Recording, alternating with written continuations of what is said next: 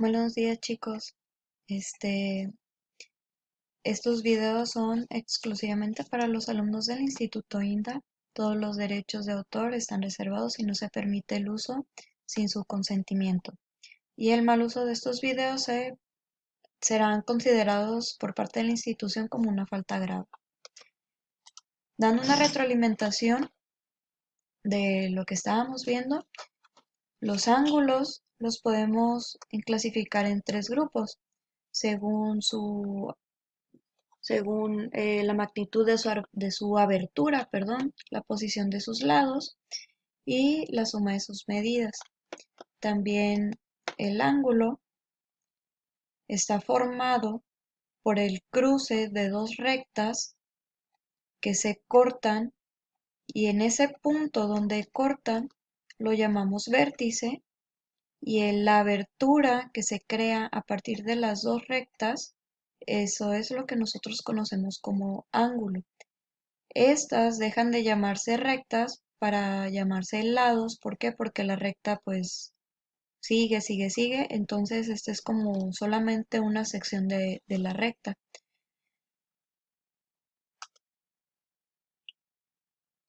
Aquí podemos ver la clasificación de los ángulos según su abertura. Aquí tenemos los dos tipos de ángulos que puede haber según la posición de sus lados. Y por último, las tres divisiones que hay de suma de sus medidas. Este último caso no lo manejan todos los autores. Sin embargo, pues aquí se los presento desde las sesiones anteriores.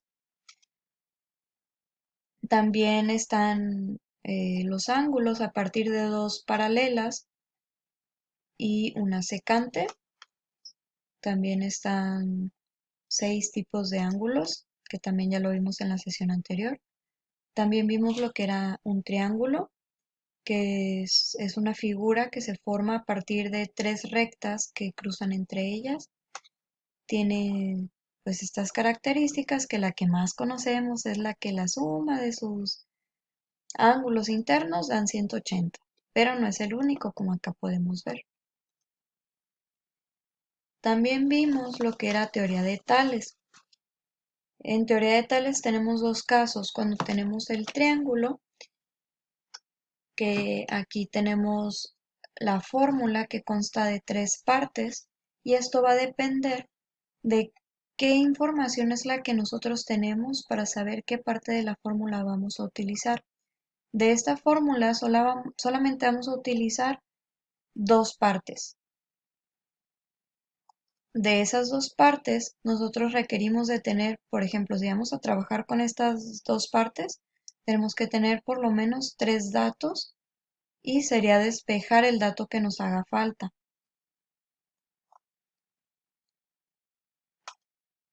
También tenemos este caso, que son dos secantes que cruzan tres paralelas. Es exactamente lo mismo. Tenemos tres fórmulas, de las cuales solamente vamos a ocupar dos, dependiendo de los datos. Y como podemos ver aquí, tenemos tres datos, de los cuales sustituimos y despejamos el dato que nos haga falta. Bien, ahora vamos a entrar con lo que es teorema de Pitágoras. Matemáticamente, el teorema de Pitágoras dice que el cuadrado de la hipotenusa es igual al cuadrado, perdón, a la suma de los cuadrados de los catetos. Una forma más sencilla de asimilar eso que acabo de decir es viéndolo. Quiere decir, c cuadrada es igual a cuadrada más b cuadrada. Es decir, esta área de aquí es c, o bueno, c cuadrada. Esto de aquí es exactamente igual que la suma de este de aquí más este de acá. Si nosotros tomamos cada uno de estos cuadros y los acomodamos aquí alrededor, va a ser exactamente la misma dimensión que acá. O si nosotros sumamos 16 más 9, nos va a dar 25. Eso es lo que dice. Y esto nos sirve para saber las dimensiones de un triángulo. A partir de dos datos, nosotros podemos sacar un tercer dato, ¿ok? Nosotros podemos sacar la hipotenusa o podemos sacar alguno de los catetos. En este caso, ¿qué es la hipotenusa? Es el lado más largo, ¿ok? Esa es una pista que les puede servir para saber si, como si van por buen camino.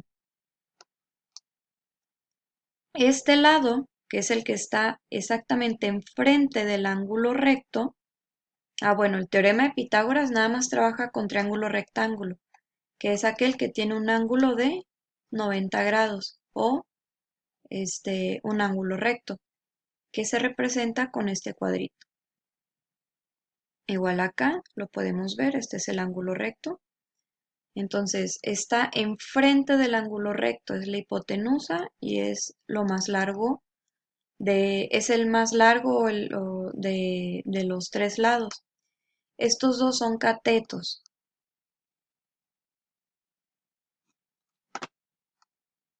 Por ejemplo, aquí dice, el cateto H es el que vamos a buscar. La hipotenusa mide 10 centímetros y 6 centímetros mide el otro cateto. Nosotros tenemos que buscar cuánto es la H. Entonces, sustituimos en esta fórmula.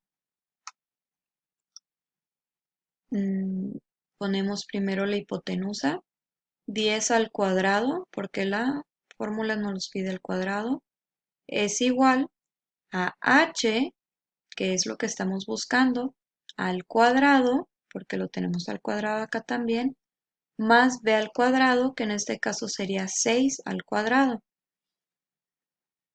Este 6 al cuadrado que está sumando, lo vamos a pasar del otro lado del igual restando, para poder despejar lo que es h. Entonces aquí se elevan primeramente a las potencias correspondientes, 10 por 10, 100 y 6 por 6, 36. Después se hace la resta, 100 menos 36 da 64. Pero como aquí tenemos un cuadrado, tenemos que sacarle raíz a 64. Entonces sacamos raíz a 64 y nos da que h mide 8 metros, perdón, centímetros en este caso, porque son centímetros los datos que nos están dando.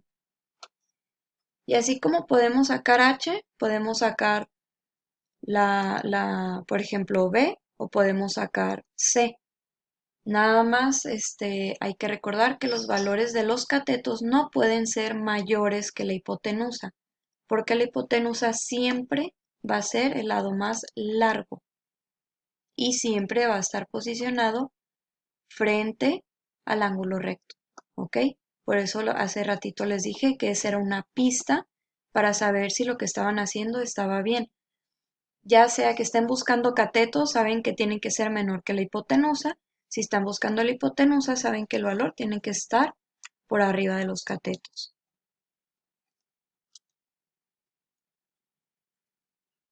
Bien, los polígonos. Al igual que los triángulos, los polígonos también tienen ciertas características. Primeramente, un polígono es una figura geométrica o una región del plano delimitada por segmentos rectos llamados lados. ¿Ok? Ahorita vamos a ver eso.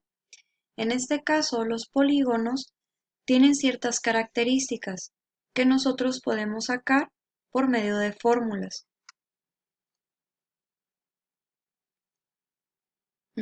Aquí uno de los datos que nos están diciendo el polígono son los vértices, son los puntos de unión de los lados.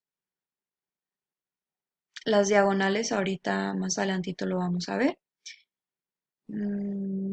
Los ángulos interiores lo podemos sacar con esta fórmula y aquí nos dice donde n es el número de lados, esta n. También podemos ver cada ángulo interior de la figura con esta fórmula. Podemos sacar los vértices, perdón, las diagonales a partir de esta fórmula. Las diagonales desde un solo vértice. Estas son las diagonales totales. Ese es solo un vértice. Y también podemos sacar el área. Para esto, ahorita voy a hacer la explicación de lo que son las diagonales, qué diferencia tiene la diagonal total de la diagonal por vértice y todo eso. Solamente que aquí les marco las fórmulas. Bien, entonces, los polígonos ya los conocemos, que viene siendo el triángulo, el cuadrilátero, el pentágono, hexágono, heptágono, octágono y así sucesivamente. Estos tienen sus nombres dependiendo de la cantidad de lados que tengan. Por ejemplo, triángulo, que proviene de tres, ángulo, pues son ángulos. Tres ángulos, que viene siendo un ángulo, dos ángulos, tres ángulos. ¿Ok? En el caso del cuadrado, pues el cuadrado es la figura que tiene todos sus lados del mismo tamaño. Pero en este caso, mm,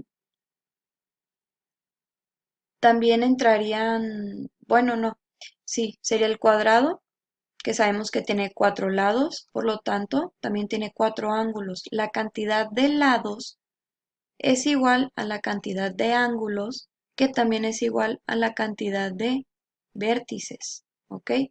O de puntos de unión. Por ejemplo, el triángulo, punto de unión, punto de unión, punto de unión. Del cuadrado, aquí tiene 1, 2, 3, 4. Del pentágono, 1, 2, 3, 4, 5. Y así sucesivamente. Ahora, aquí como datos, por ejemplo, nos están dando que ángulo interior mide 60. Cada uno de sus ángulos mide 60. Y la suma total de sus ángulos interiores deben de medir 180.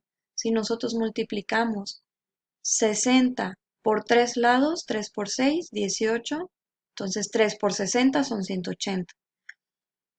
En cambio al cuadrado, cada uno de sus lados mide 90 y lo sabemos por qué, porque son ángulos rectángulos.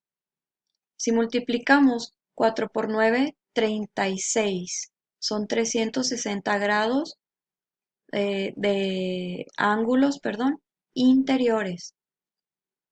En el caso del pentágono son,